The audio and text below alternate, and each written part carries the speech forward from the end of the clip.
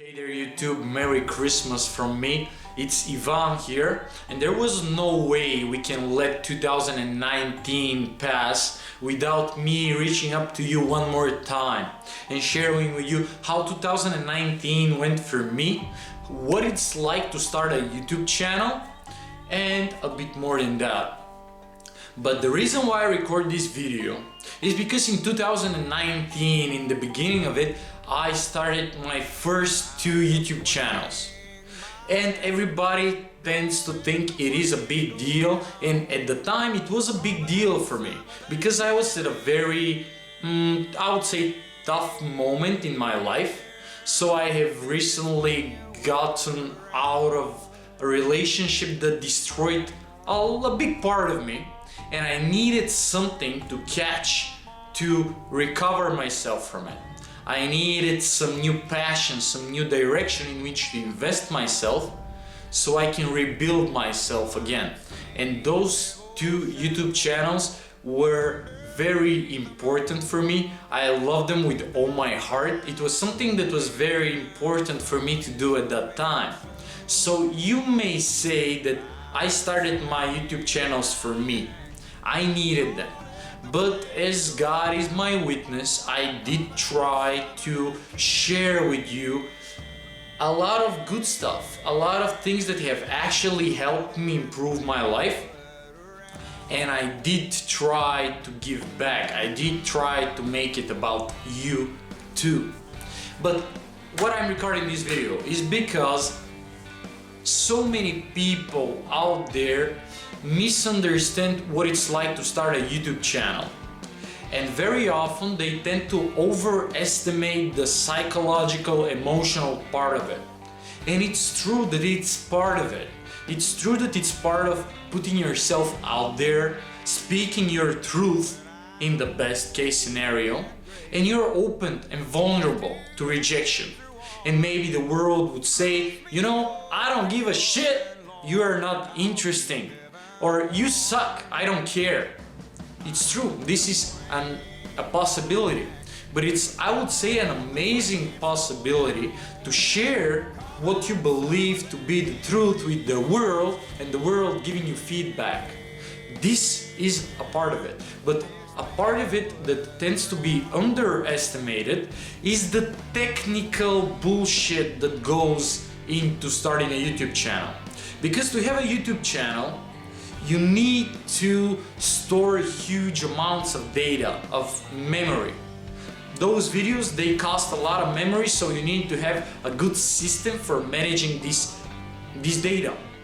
You have to have a good cloud service and stuff like that.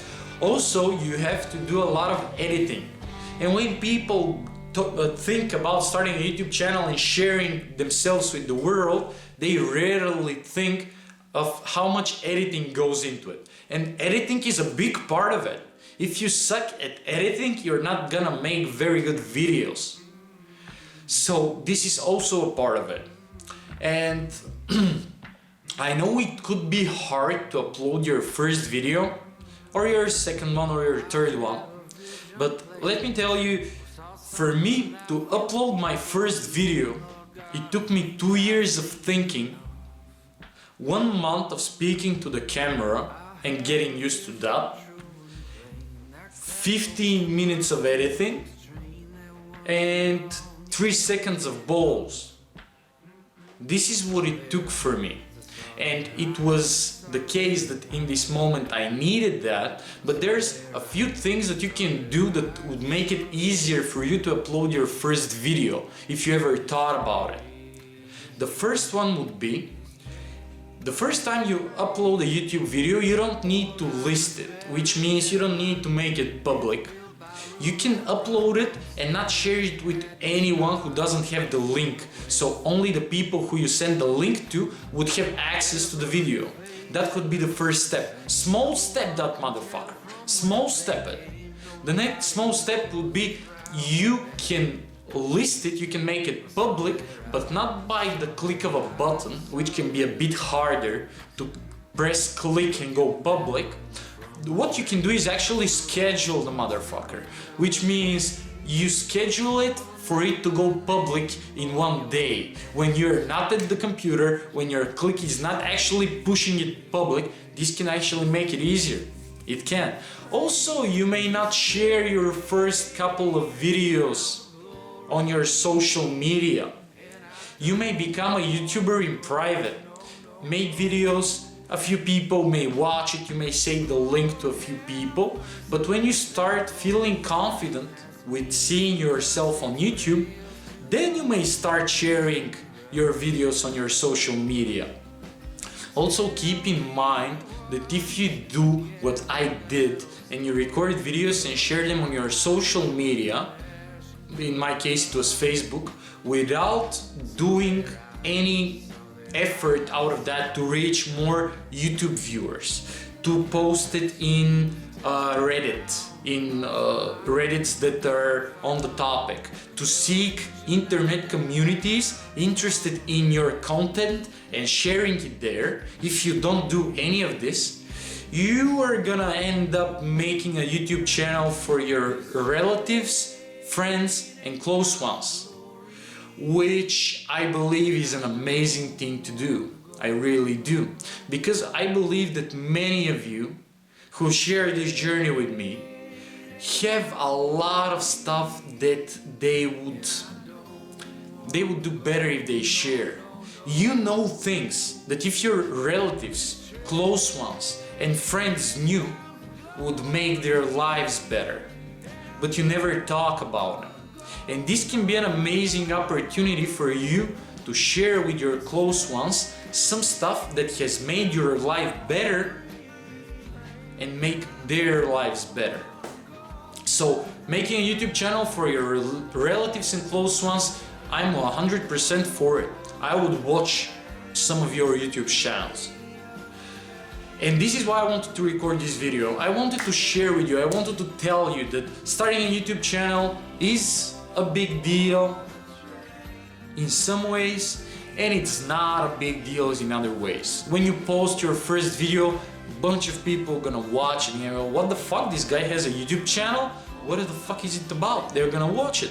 Second one, again, third one, until you get to the fifth, sixth one, not too many people give a shit.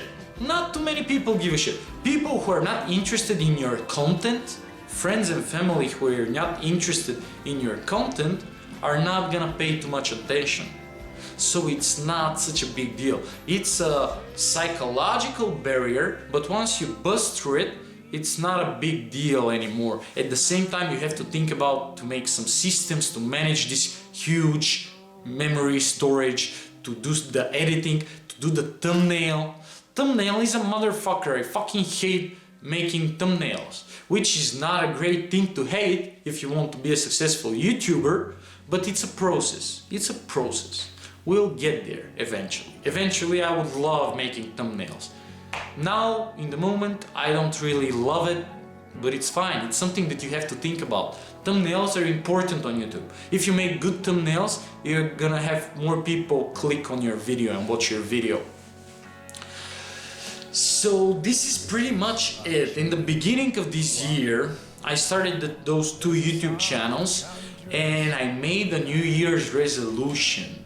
I'm gonna upload each week one video in Bulgarian and one video in English, one in my Bulgarian YouTube channel and one in my English YouTube channel.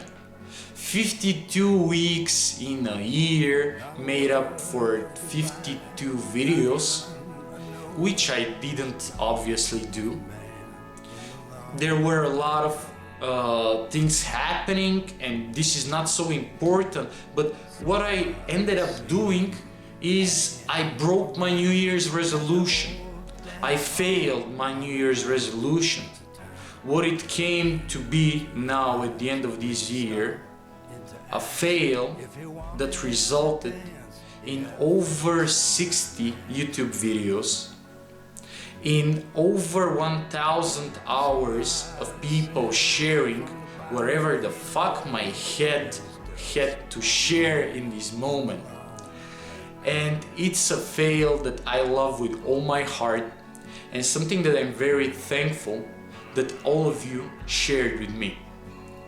So this is why At the end of this year, I want to once more thank you for your attention, and I'll see you in the next year.